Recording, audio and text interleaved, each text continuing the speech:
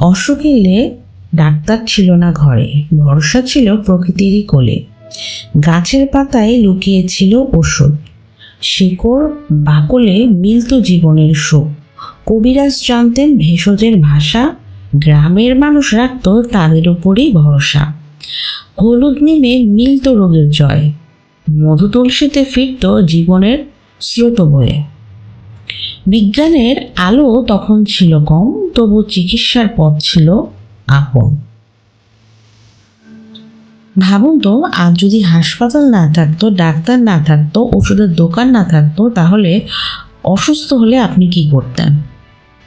আজ থেকে 200-300 বছর আগে বাংলার মানুষ ঠিক এমন বাস্তবতারই মধ্যে জীবন কাটিয়েছে। তখন ছিল না আধুনিক হাসপাতাল, ছিল না অ্যান্টিবায়োটিক, ছিল না এক্স-রে বা অপারেশন থিয়েটার। তবুও মানুষ সুস্থ হতো, সন্তান জন্ম দিত, রোগের চিকিৎসা করত এবং দীর্ঘ জীবনও কাটাতো। কিভাবে সম্ভব ছিল সেটা? কারা চিকিৎসা করতেন? কোন গাছের পাতা ছিল ওষুধ? আর কেন গ্রাম বাংলার মানুষ কবিরাজদের এত সম্মান করত? আজকের এই ভিডিওতে আমরা জানব অতীতের বাঙালির চিকিৎসা ব্যবস্থা কেমন ছিল। আমাদের প্রথম পর্ব, চিকিৎসার শুরু প্রকৃতির হাত ধরে। বাংলার চিকিৎসার ইতিহাস হাজার হাজার বছরের পুরনো। মানুষের প্রথম চিকিৎসা ছিল প্রকৃতি। বন, জঙ্গল, নদী, পাহাড় ও গ্রামের চারপাশের গাছপালাই ছিল ওষুধের ভাণ্ডার।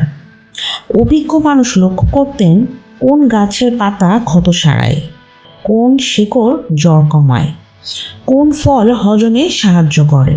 প্রজন্মের পর প্রজন্ম ধরে এই অভিজ্ঞতা মুখে মুখে ছড়িয়ে পড়ে। দ্বিতীয় পর্ব, কবিরাজদের যুগ। গ্রাম বাংলায় সবচেয়ে পরিচিত চিকিৎসক ছিলেন কবিরাজ। তারা আয়ুর্বেদ শাস্ত্র অনুযায়ী রোগ নির্ণয় করতেন, রোগীর নাড়ি পরীক্ষা করতেন, জিভ দেখতেন, চোখের রং, শরীরের তাপমাত্রা ও অন্যান্য লক্ষণ দেখে রোগ সম্পর্কে ধারণা দিতেন।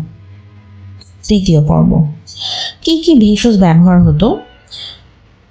বাংলার মানুষ বহু প্রাকৃতিক উপাদান ব্যবহার করত। হলুদ ক্ষত ও প্রদাহ কমাত। নিম পাতা চর্মরোগ ও জীবাণুনাশক হিসেবে কাজ করে। তুলসী সর্দি, কাশি ও জ্বরের জন্য। আদা হজম ও গলা ব্যথায়। কালো জিরা বিভিন্ন শারীরিক সমস্যায়। মধু ক্ষত ও কাশিতে। আমলকি শরীরের শক্তি বাড়াতে। বাসক পাতা কাশির জন্য। এসব অনেক ক্ষেত্রেই বাড়িতেই তৈরি করা হতো। ধাত্রীদের ভূমিকা। আগে প্রায় সব সন্তান জন্ম হতো বাড়িতে। এই কাজ করতেন অভিজ্ঞ ধাত্রী। তারা প্রজন্মের পর প্রজন্ম এই কাজ শিখতেন। যদিও তাদের কাছে আধুনিক চিকিৎসার কোনো সরঞ্জাম ছিল না, তবুও অভিজ্ঞতার মাধ্যমে বহু প্রসব সম্পূর্ণ হয়েছে সফলভাবে। ইউনানি চিকিৎসার আগমন। মুসলিম শাসনামলে বাংলায় ইউনানি চিকিৎসা জনপ্রিয় হয়ে ওঠে। হাকিমরা বিভিন্ন ভেষজ, খনিজ ও প্রাকৃতিক উপাদান দিয়ে ওষুধ তৈরি করতেন। বিশেষ করে শহরাঞ্চলে এই চিকিৎসা বেশ পরিচিত হয়ে ওঠে। লোকজ চিকিৎসা ও বিশ্বাস। অনেক রোগের চিকিৎসায় মানুষ ঝাড়ফুঁক, মন্ত্রপাঠ, তাবিজ কবজ এবং ধর্মীয় বিশ্বাসের উপর নির্ভর করত। সেই সময় রোগের প্রকৃত কারণ সম্পর্কে মানুষের জ্ঞান সীমিত ছিল। তাই অনেকেই মনে করতেন কিছু রোগ অশুভ শক্তি বা অদৃশ্য কারণে হয়। মহামারীর সময় বাংলা কেমন ছিল? কলেরা, গুটি বসন্ত, ম্যালেরিয়া ও আমাশয় ছিল সবচেয়ে ভয়ঙ্কর রোগ। এসব রোগে হাজার হাজার মানুষ মারা যেত। পরিষ্কার পানির অভাব, অপরিচ্ছন্ন পরিবেশ এবং জীবাণু সম্পর্কে অজ্ঞতার কারণে রোগ দ্রুত ছড়িয়ে পড়ত।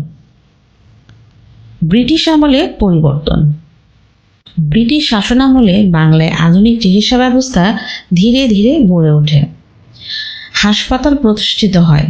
পাশ্চাত্য চিকিৎসা শাস্ত্রে ডাক্তার তৈরি হতে শুরু করে এবং টিকাদান কার্যক্রম চালু হয়। এর ফলে মৃত্যুহার ধীরে ধীরে কমতে শুরু করে। আজও টিকে আছে সেই ঐতিহ্য। আজ আধুনিক চিকিৎসায় সবচেয়ে নির্ভরযোগ্য ও বৈজ্ঞানিক পদ্ধতি। তবুও হলুদ, নিম, তুলসী, আদা, মধু, আমলকির মতন অনেক ভেষজ উপাদান এখনও ঘরোয়া পরিচর্যায় ব্যবহৃত হয়। তবে গুরুত্বপূর্ণ অসুস্থতার ক্ষেত্রে অবশ্যই নিবন্ধিত চিকিৎসকের পরামর্শ নেওয়া উচিত। অতীতের বাঙালির চিকিৎসা ব্যবস্থা ছিল প্রকৃতি, অভিজ্ঞতা ও ঐতিহ্যের উপর ভিত্তি করে গড়ে ওঠা এক অনন্য জ্ঞানভাণ্ডার। আধুনিক চিকিৎসা বিজ্ঞান মানুষের জীবনকে অনেক নিরাপদ করেছে, কিন্তু আমাদের পূর্বপুরুষদের ভেষজ জ্ঞানও ইতিহাসের এক অমূল্য সম্পদ, যা আজও গবেষণার কাজে ব্যবহৃত হয়। ভিডিওটি যদি আপনাদের কাছে ভালো লেগে থাকে তাহলে একটি লাইক দিন, আপনার মতামত কমেন্টে জানান এবং ইতিহাস ভিত্তিক এমন আরও ভিডিও দেখতে আমাদের চ্যানেলটি সাবস্ক্রাইব করে পাশে থাকা বেল আইকনটি অন করে রাখুন। দেখা হবে পরবর্তী পর্বে নতুন কোনো ইতিহাসের গল্প নিয়ে।